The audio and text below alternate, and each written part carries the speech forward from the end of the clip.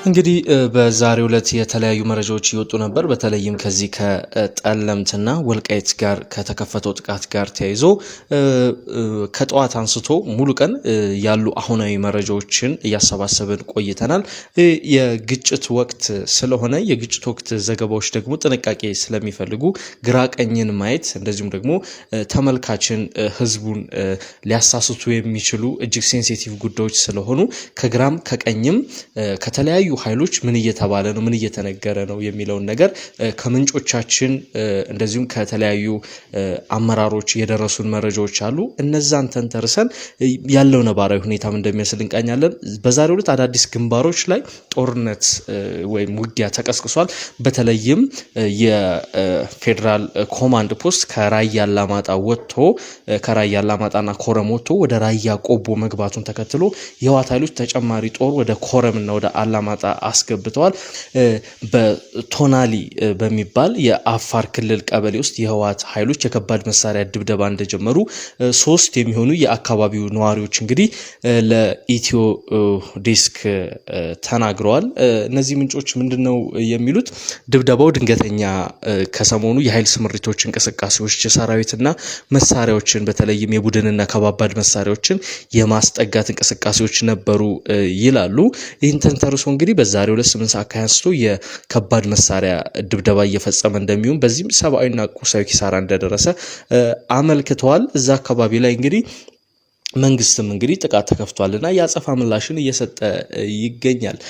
እዚህ ወልቃይት ጠለምት ያሉ የዛሬ መረጃዎች እጅግ በርከት ያሉ ናቸው። በተለይም ህወሓት የተቆጣጠራቸው ቦታዎች አሉ። ወልቃይትን ለመቆጣጠር ዋናውን የወልቃይትን ግዛት ለመቆጣጠር እጅግ ስትራቴጂክ የምትባል የጠለምት አካባቢ ስፍራን ተቆጣጥሯል። ያንን እንነግራችኋለን። ግን ከዛ በፊት አንድ ጉዳይ ማንሳት ተገቢ ነው። ምክንያቱም አሁን በተለይ በህወሓት የሚዲያ ብርጌድ አባላትና የፕሮፓጋንዳ ልሳናት በኩል እየተወራ ያለ ነገር አለ። ጦርነቱን እኛ አልጀመርነውም፣ ቀድሞ የተተኮሰብን ከመንግስት በኩል ነው የከባድ መሳሪያ ድብደባ የደረሰብን የሚል ነገርን እያነሱ ተመልክተናል። ይህንን ጉዳይ ለማጣሪያት ነዋሪዎችን፣ በአካባቢው የሚገኙ አመራሮች እንደዚሁም ደግሞ ገለልተኛ አካላትን ለማነጋገር ሞክረናል። እነዚህ አካላት ግን ህወሓት ወይም የህወሓት ልሳናት የሚባሉት የህወሓትን አስተሳሰብ የሚያስተጋቡ ድረገጾች አሉ። ትልልቅ ድረገጾች እንደዚሁም አክቲቪስቶች አሉ። እነሱ ካሉት በተቃራኒ ነው ያሉት። ህወሓት እንደውም አስቀድሞ ጦርነቱን የከፈተበት ሁኔታንም በግልጽ አብራርቷል። ምናልባትም ለሚዲያ ላይውል ስለሚችል እሱን እንተውና አስቀድመው ግን ጥቃት የከፈቱት የህወሓት ኃይሎች እንደነበሩ ነግረውናል። በተለይም ጥቃት የከፈቱት በመጀመሪያ በሁለት ስፍራዎች ላይ ነው። በምስራቅ ጠለምት ሚጫራና አንበሳ መቃብር በሚባሉ ስፍራዎች ላይ ነው ጥቃቶችን የከፈቱት። ከዚያ ተንተርሶ ለጥቂት ደቂቃዎች የቆየ የተኩስ ልውውጥና የከባድ መሳሪያ ውጊያዎች ነበሩ። በከባድ መሳሪያ የታገዙ ውጊያዎች ማለት ነው። ወዲያው በማግስቱ ግጭቶች እንደተስፋፉ ነው መረጃዎች የሚያመላክቱት። አንዳንድ ጉዳዮችን ማየት ይገባል። በተለይም በዛሬው ዕለት ምን አለ የሚለውን ጉዳይ በመንተራስ ማለት ነው። እንግዲህ በዛሬው ዕለት መረጃዎችን ስናሰባስብ ወልቃይትና ጠለምትን የተመለከቱ የደረሱን መረጃዎች ወታደራዊ ግለቱና ግጭቱ እንደ እቶን እሳት እጅግ ግለቱ መጨመሩን የሚያሳዩ ናቸው። እንግዲህ ህወሓት በጠለምት የለኮሰው ትንኮሳ እንደቀጠሉ የነገሩን ምንጮች በዛሬው ዕለት በተለይ ምሳ ሰዓት አካባቢ አንዳንድ የመረጃ ምንጮች ደግሞ ከጠዋት አንስቶ እስከ ምሽት ድረስ ነው የሚሉት የድሮን ቅኝት መደረጉን ይገልጻሉ። እኚህ መረጃውን ያደረሱን ምንጭ ምንድነው የሚሉት? ከቀናት በፊት የድሮን ጥቃት መፈጸሙን ያስታውሱና ከትናንት ጀምሮ ደግሞ ከዚህ ወንዝ አንስቶ እስከ ሽሬ እንደዚሁም ኤርትራ ቦርደር ድረስ የድሮን ቅኝት እንደነበር ገልጸዋል።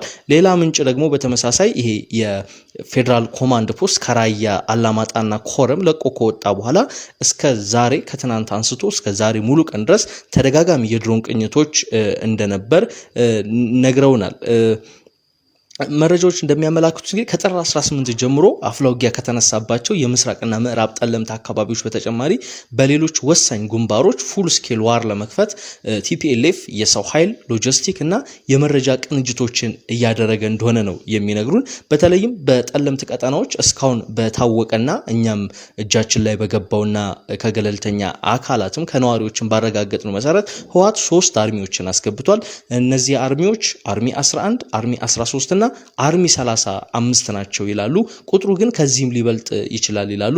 በተለይ ይሄ ከዋልድባ መድኃኔዓለም ታችኛውን ገጽ የወልቃይትን አናትና የጠገዴ መሻገሪያ የአርማደጋ ወሳኝ በርን ትላንት የህወሓት ኃይሎች ትናንት ሌሊት ላይ ይዘውታል ይላሉ። ይሄኛው እንግዲህ ይሄኛው ኃይል ወደ ወልቃይትና ወደ ጠገዴ ወሳኝ ክፍሎች ሰብሮ ለመግባት እየተዘጋጀ ነው ይላሉ። በሽራሮ በኩል ተገዜን ተሻግሮ ወደ ቃፍታ ሁመራ፣ በደደቢት ወደ ቆራሪት አቅጣጫ በሂውማን ዌቭ አታክ ለመግባት አስቧል ቲፒኤልኤፍ ይላሉ። ከሽሬ ሲንቀሳቀስ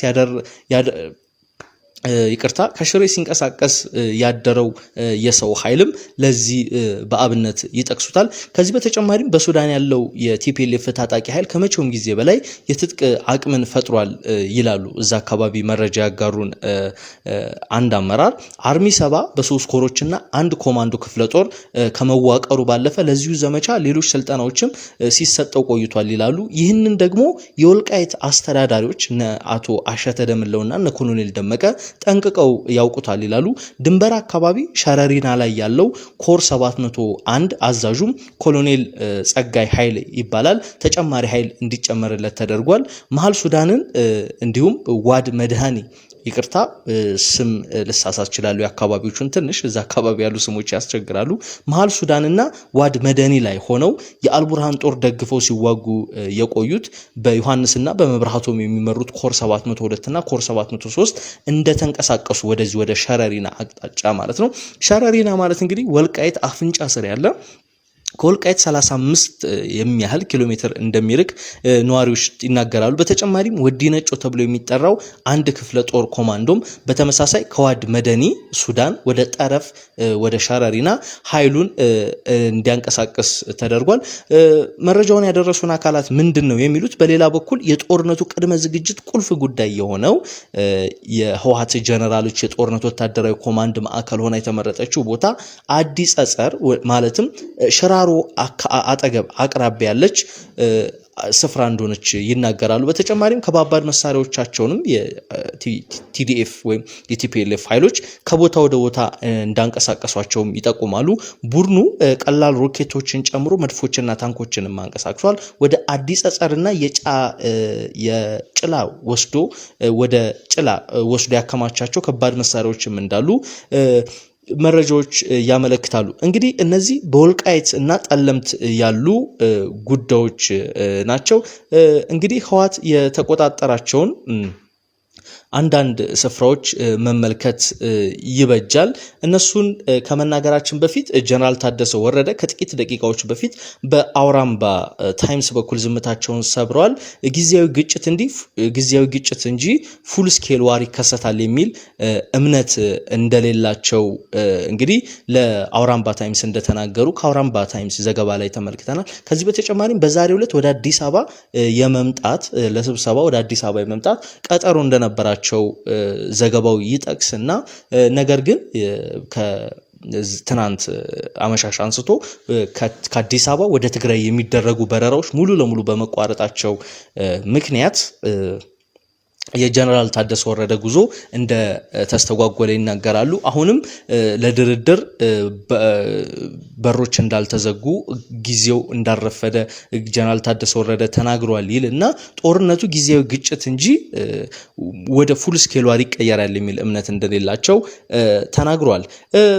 መረጃውን ያደረሱን አካላት እንግዲህ በዛሬው ዕለት በምስራቅ ጠለምት ወረዳ ደገብራይ ቀበሌ ውጊያ እንደነበር ይገልጻሉ። በአሁኑ ሰዓት የህወሓት ጦር ድላምባ ቀበሌ ልዩ ስሙ ስራር፣ ምጭራ ቀበሌ ልዩ ስሙ 30 ጉላና ስልባጣ ጨርቆስ ቤተክርስቲያን እንደዚሁም ደገብራይ ቀበሌ ልዩ ስሙ ዋዘቦ መሰላል ሚካኤል ተቆጣጥሮ እንደሚገኝ እንግዲህ የኢትዮ ዲስክ ምንጮች አረጋግጧል።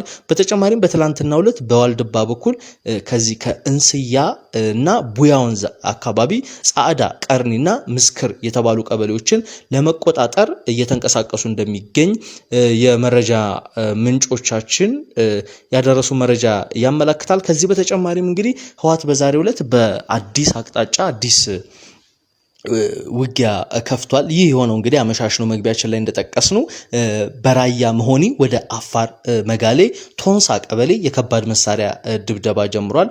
አንድ ነዋሪ እንደውም ከ8 ሰዓት ከ20 ደቂቃ አንስቶ ወደ ቀበሌው የህወሓት ታጣቂዎች እንግዲህ የከባድ መሳሪያ ድብደባ ይፈጽሙ ነበር ይላሉ። ህወሓት ይችን ቀበሌ የኔ ናት ብሎ የይገባኛል ጥያቄ ያነሳባታል። ከ3 ወራት በፊት እንግዲህ ወደ አፋር ዘልቆ በመግባት የከባድ መሳሪያ ድብደባ ሲፈጽም ይችን ቀበሌ ተቆጣጥሮስ ነበር።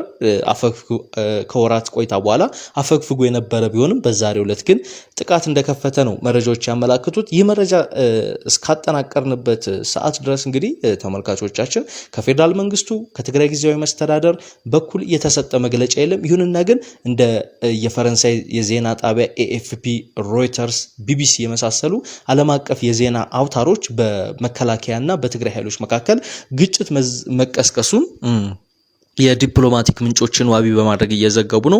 የኢትዮጵያ አየር መንገድ ወደ ትግራይ ክልሎችም ወደ ትግራይ ክልል የተለያዩ ከተሞች በረራ ያቋረጠውም ከዚህ ግጭት መቀስቀስ ጋር ተያይዞ እንደሆነ እንግዲህ የዲፕሎማቲክ ምንጮችን በመጥቀስ ከሮይተርስ ዘገባ ላይ ተመልክተናል። የፌደራል መንግስት እስካሁን ምንም ያለው ነገር የለም። ይሁንና ግን የተለያዩ ፓርቲዎች መግለጫን እያወጡ ነው። ከነዚያም መካከል አቶ ጌታቸው ረዳ የሚመሩት የስምረት ፓርቲ እንዲሁም ውድብ ነጻነት ትግራይ ፓርቲዎች ግጭት መቀስቀሱን ግጭቱ ሳይስፋፋ የፕሪቶሪያ አደራዳሪ አካላትና ዓለም አቀፍ ተቋማት ሀገራት ጭምር እንዲያደራድሩ ሁለቱን አካላት ሀይ እንዲሏቸው ከግጭት እንዲመልሷቸው እየተማጸኑ ይገኛሉ። ከዚህ በተጨማሪም በመቀሌ በዛሬው ዕለት በባንኮች ሰልፎች እየታዩ ነው። ከመቀሌ የደረሰን አንድ ተንቀሳቃሽ ምስል አለ። እዚያ ምስል ላይ ረጃጅም ሰልፎች ይታያሉ። ይሁንና ግን ባንኮች አንድ ሰው እነዚያ ረጃጅም ሰልፎች ተፈጥረው ለአንድ ሰው ከ500 እስከ 2000 ብር ድረስ ብቻ እየሰጡ እንዳሉ ተነግሯል። ይህን ተከትሎ በመቀሌ ከተማ የጭንቀትና የውጥረት ድባብ እንደሚታይ ነው የነገሩን ተመልካቾቻችን።